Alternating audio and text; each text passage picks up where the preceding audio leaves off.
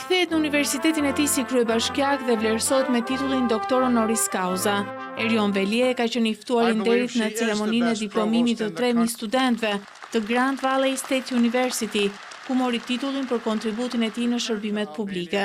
Presidenti i universitetit e vlerësoi Velien si një histori suksesi të studentëve që kanë mbaruar në këtë institucion.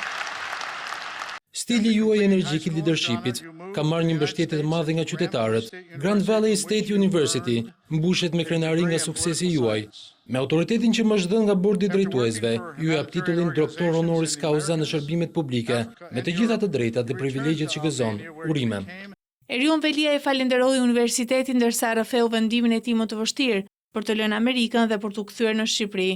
Many students decide to stay in the United States and my question was Shumë student vendosën të qëndrojnë në SBA dhe pyetja ime ishte: duhet të bëjmë një motor në një makinë të vogël të fuqishme apo duhet të bëjmë kaçavida në një makineri gjigante si Shtetet e Bashkuara? Ndaj mora vendimin që të kthehesha dhe nuk ishte një vendim i lehtë, por ishte vendimi më i mirë që kam bërë ndonjëherë. Ekziston një sëmundje për të cilën nuk ka kur, cinizmi. Ata që thonë jo që thonë se nuk mund të bëhet. Ndaj këshilla ime është, nuk ka rëndësi se çfarë thonë njerëzit, mos u bëni me cinikët, mos u bëni edhnak, bëuni entuziast.